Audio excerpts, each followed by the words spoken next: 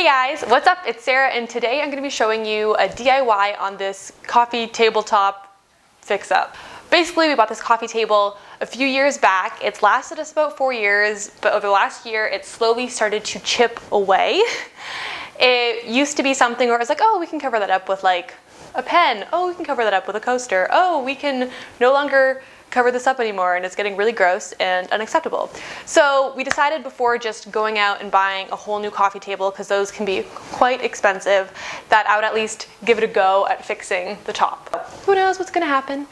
I don't. And hopefully it turns out good. Step one, I'm going to start by just sanding it down on the chipped areas, make sure that when I start priming it, it's not flaking or doing anything.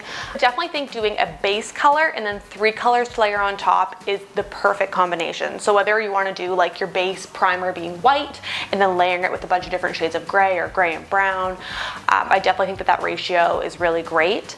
You always want to finish with your prominent color on top.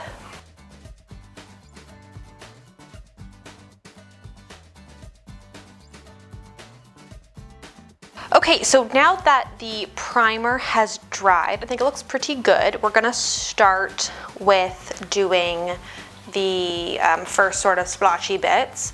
So we're gonna start with like a lighter brown. We're gonna use this sponge for the texture in the dabbing. Geez, I'm really nervous. Okay, that doesn't look the way I want it to look. This is a learning process. Hopefully, you know, it's all about the layers.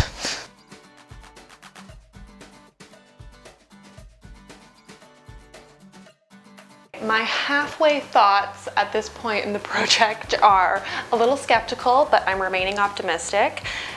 It's a layering process, so I think as we continue to add the other colors, and of course that final like clear coat seal, let's just hope it all turns out. This color looks extremely similar to the last color, except it's a little bit more yellow goldy. Okay, it's definitely lighter. I really gotta go like right up and down. I'm kind of smudging a little bit here. Who needs background music? Brandon, you said you weren't gonna peek. Okay, what do you think? What do you think, honestly? I think it looks pretty good. Actually? That was very uplifting for my confidence. I needed that. Jamie took a peek and was like, oh God. Speckle, speckle, speckle. Totally imprinting my hair, some beagle hair. Oh Jesus. Beautiful. Definitely getting there. I think what I have to work on is less like swiping and more like hard dabbling, and to be careful at the corners and not to build it up too much. And this is our final color. It's like a chocolate brown, and it's gonna go on the top.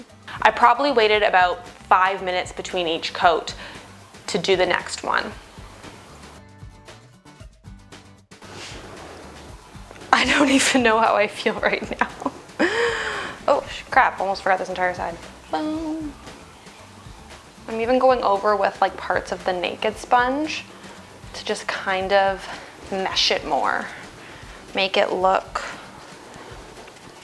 more blended. I think I'm really liking that actually. I think I'm just gonna kind of keep going over it like that.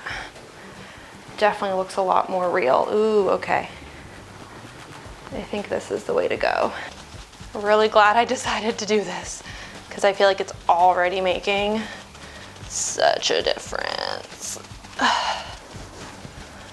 So you guys just like never give up, persevere. If you don't like how it's looking, try something else. This is definitely game changing. The nice thing about not waiting too long in between the layers is that they're all still a little bit wet, but different amounts of wet, if that makes sense. So much better. Just keep blending. Do, do, do, do, do, do. The clear coat at the end definitely just gave it that final like beautiful sheen.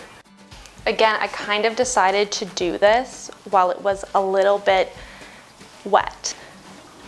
The nice thing about stone and granite and stuff, so there's all these like random inconsistencies and imperfections and stuff, so like you don't have to be super particular when you're doing this. So I definitely think this worked out. I mean, definitely better than just throwing down $400 on a new coffee table.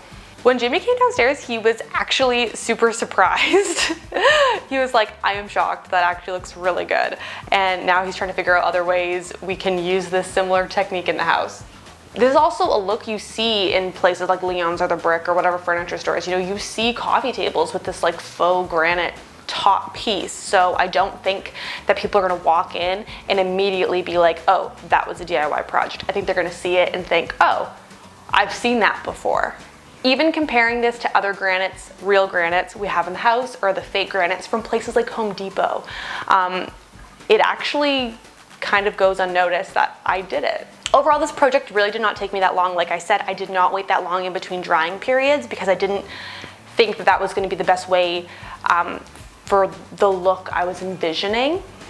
Thanks so much for watching, guys. This is my first solo DIY video on this channel, and I really hope you liked it. So let me know what you think in the comments below. Give this a thumbs up, share it with people. I'm sure a lot of people are bored. And if you have any sort of surface, whether it's a coffee table, a side table, a countertop, this application works on literally anything.